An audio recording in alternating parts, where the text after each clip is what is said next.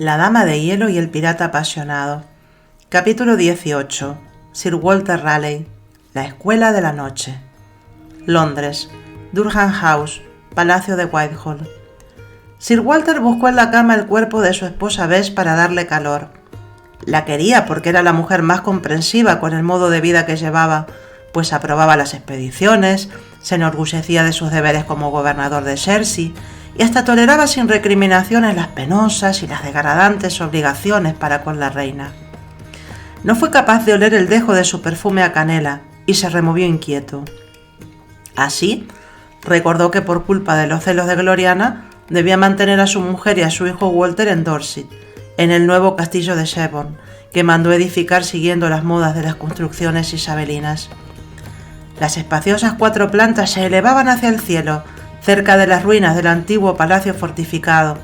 Había sido erigido en el siglo XII por el obispo de Salisbury y decoraban la verde campiña proclamando al mundo su importancia.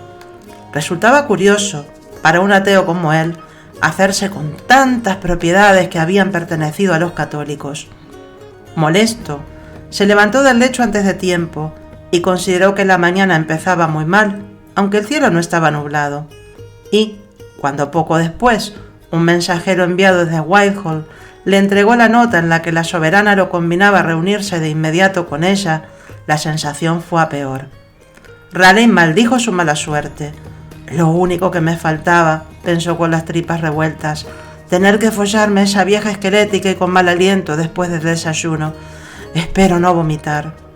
No obstante, cuando se aproximó a los aposentos reales y olfateó el hedor a litros de aceite esencial de mejorana, supo que la convocatoria no guardaba ninguna relación con un brote de ardor sexual repentino y a deshora, sino con uno de cólera. Las circunstancias eran peor todavía de lo que esperaba. La soberana se hallaba al borde de uno de sus famosos estallidos de furia Tudor y temió ser el causante del mal humor. Estas explosiones eran tan inevitables como el ciclo de los días y de las noches. Siempre impulsaban a Gloriana a destruirlo todo, como si se convirtiese en la más primitiva naturaleza, en la erupción de un volcán que vertía la lava contenida durante milenios. O la inducían a enviar a alguien al cadalso, como ocurrió cuando arrojó a Essex a la Torre de Londres para que sus enemigos se cebasen con él, y sin importarle que aún lo amara. Durante estos arrebatos se transformaba en su cruel progenitor, Enrique VIII, que no había vacilado al ordenar que le cortasen la cabeza a Ana Bolena, su esposa y madre de la actual reina. Traspasó el acceso con el corazón en la boca y sin detenerse. Ni siquiera apreció el batiburrillo de adornos que colmaba el espacio, como era su costumbre. Solo se calmó un poco cuando la anciana, aliviada, lo recibió. «Ah, Sir Walter, ¿estáis aquí? Menos mal», y le dio un caluroso abrazo, sin reparar en las sonrisitas del resto de las damas. «Me embarga la misma sensación que cuando estaba en el palacio de Woodstock y era prisionera de mi hermana María. Soy la soberana de este reino. ¿Cómo no puedo dar con ninguna solución?» «Por favor, dejadnos», pidió Raleigh. No deseaba que hubiese testigos de su humillación. Ya de por sí le resultaba penoso aceptar a solas tanto servilismo masculino. En cuanto las mujeres abandonaron la recámara, continuó. «¿Qué os inquieta, hermosa hada?» Elizabeth I respiró hondo y se sentó en uno de los sofás. Luego palmeó el asiento pegado a ella para que siguiese su ejemplo, como si él fuese un perro amaestrado. «La pena me desborda. No hemos podido sacarle ni una mísera información al conde de Cornualles acerca de mi ahijada. Sí reconoció que la besó por la fuerza y que ella le dio una buena paliza». Se levantó y caminó de un extremo al otro con los brazos cruzados a la espalda. «Sabed que, aunque no soy partidaria de la tortura, porque los prisioneros suelen confesar cualquier delito imaginario para no padecerla, en este caso no ocurrió así. Pese a que lo dislocaron en el potro y a que le quitaron una a una las uñas y las muelas, mantuvo su versión hasta el final».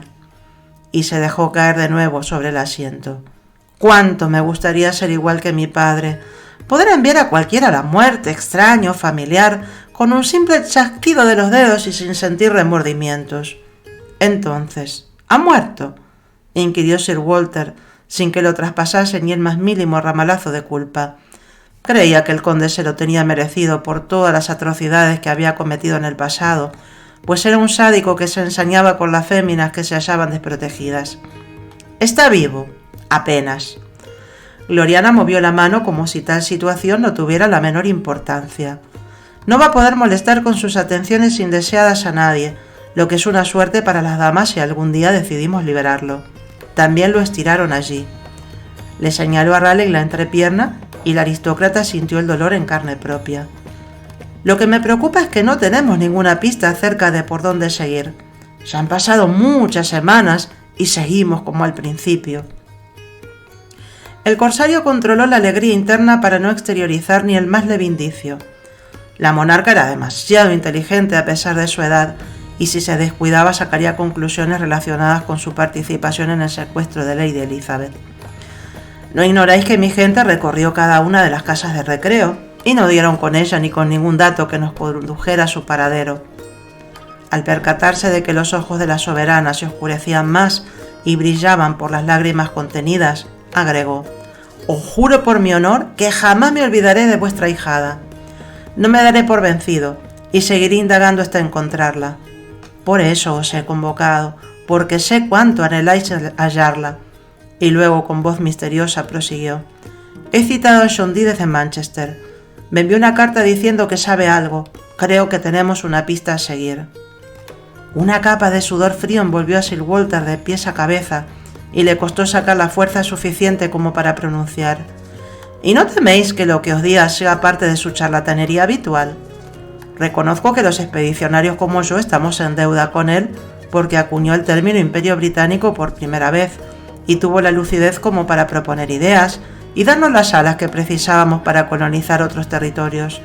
Admito también que adiestró de manera magistral a muchos marinos con sus conocimientos sobre climatología, sobre astronomía y sobre sistemas de navegación. ¿Y qué decir de sus consejos cuando nos atacó la Armada Invencible del enemigo español? Esa fue su mayor gloria. ¿Pero no os parece que su razón ha ido en franco deterioro durante los últimos tiempos? Creo que desde que en el año 82 contrató a Edward Kelly, su cerebro se ha ido deteriorando. Pensad, ¿qué le podía aportar a un erudito ese alcohólico al que le cortaron las orejas por falsificar moneda? Solo caos y vergüenza». Raleigh esbozó un gesto despectivo. «Ahora siempre lleva el espejo de obsidiana a la mano y dice que ha sido un regalo del arcángel Uriel. Debéis comprender que está en juego la vida de mi querida ahijada. Por su bien sería capaz de recibirlo en cualquier momento, incluso aunque me jurase ser el mismísimo Mesías que bajó desde el cielo». Gloriana se apretó las manos con desesperación. Luego se las embadurnó con aceite esencial de mejorana y se las comenzó a masajear. Sir Walter contuvo la tos, pues el hedor alcanforado le perforaba la garganta. Se suponía que le funcionaba de bálsamo y siempre alababa su frescura, diciendo que para ella equivalía un paseo por la campiña. Siendo generoso, como mínimo le resultaba pestilente, igual que si se hubiera internado en las marismas del este de Inglaterra. «Os entiendo, dulce hada, y no os juzgo. Soy el primero en querer dar con una respuesta». Respiró hondo en tanto rogaba que el aroma no se le atragantara y que el mago no apareciese.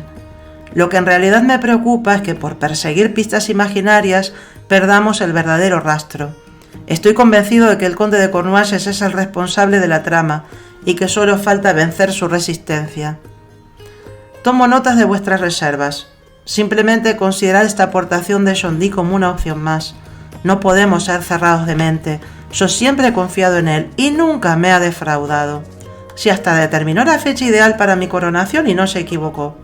Llevo más de 4 décadas gobernando con sabiduría este reino». «Disculpad, majestad, el mago está aquí», los interrumpió una de las damas. «Hacedlo pasar ahora mismo», la apremió la soberana.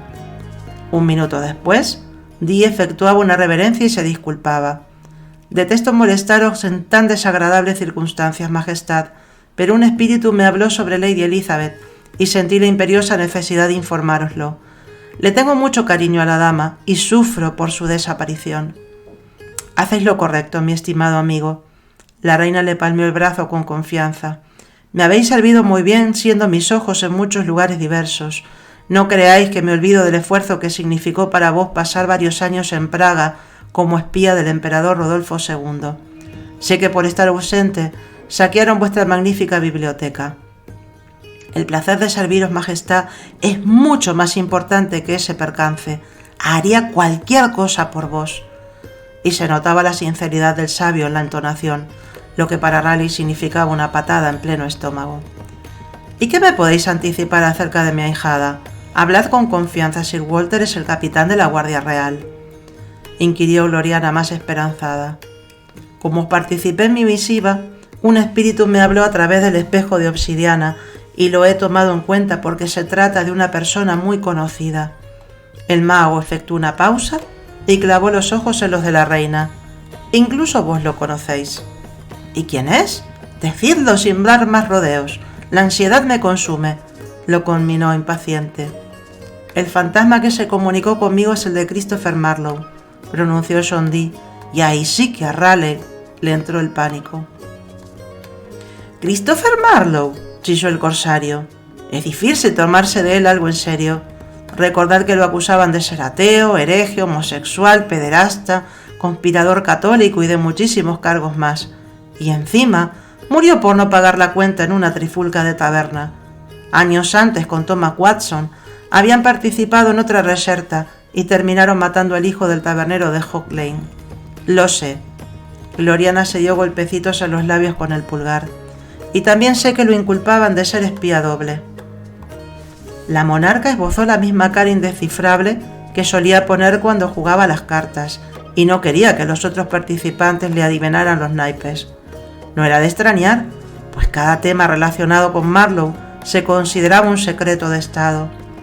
Pero Raleigh sabía que el poeta, gracias a su actividad en los servicios de inteligencia del finado Sir Francis Walsingham, había conseguido que le perdonaran sus ausencias injustificadas cuando estudiaba en la Universidad de Cambridge, y que, a pesar de esto, le otorgasen el título de maestro de artes.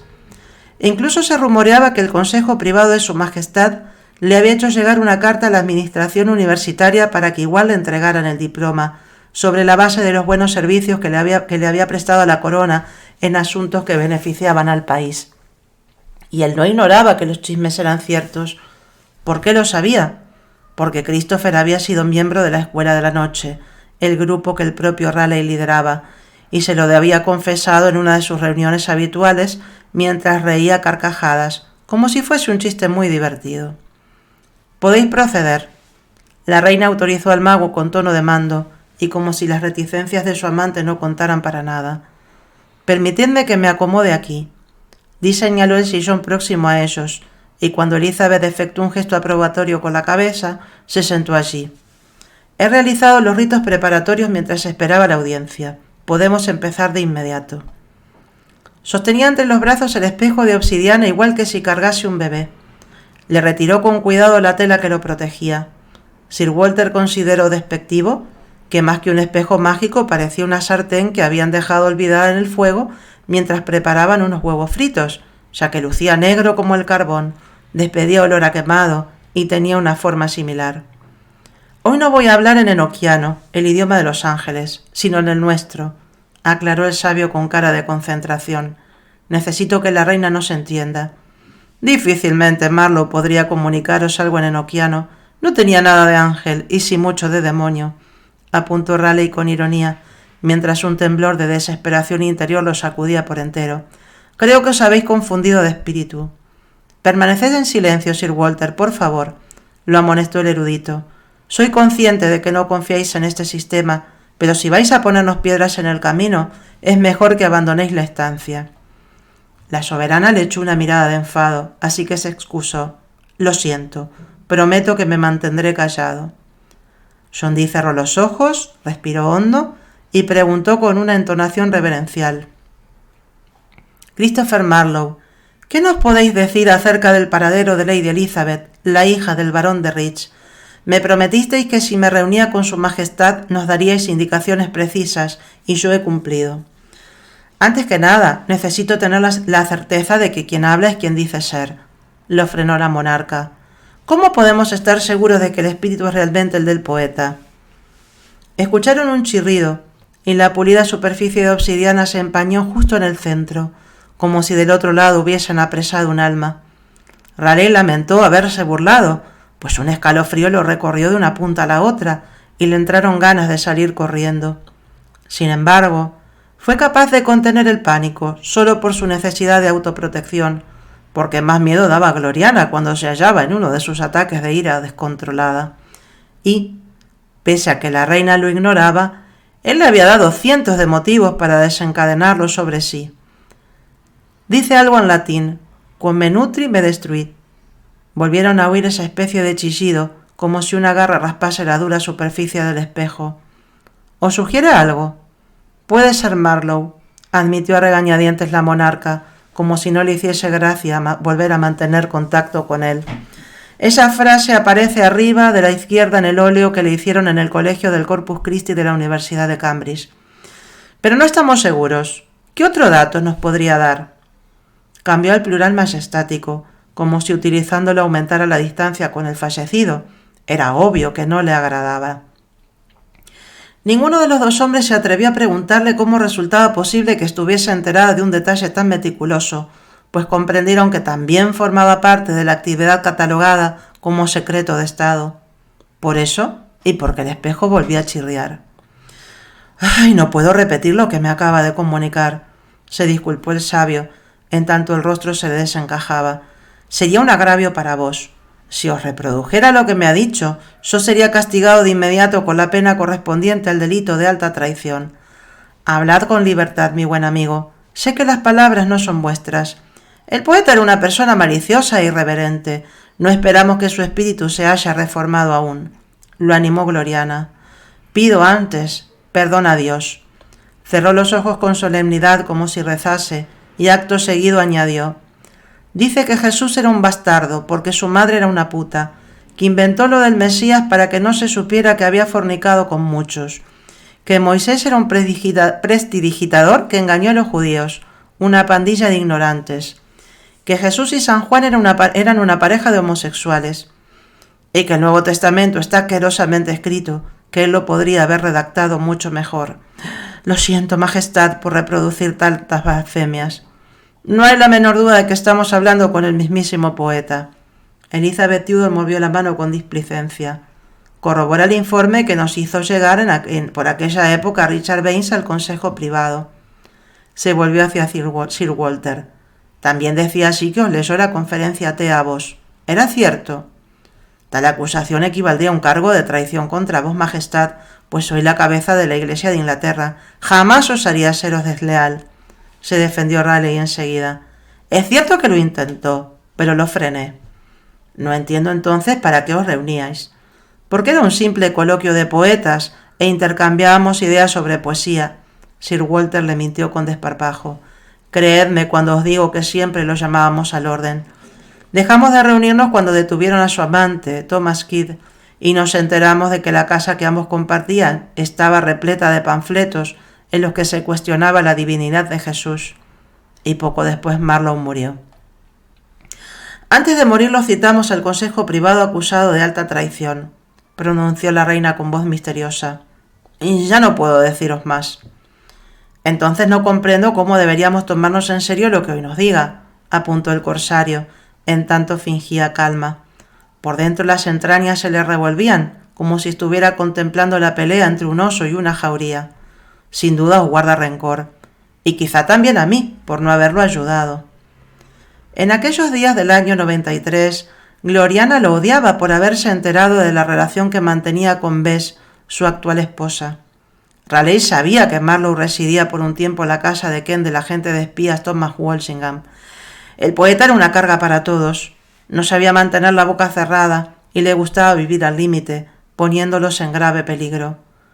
Cuando supo que sus amigos espías lo iban a asesinar, él no movió ni un dedo para defenderlo y no se molestó siquiera en avisarle.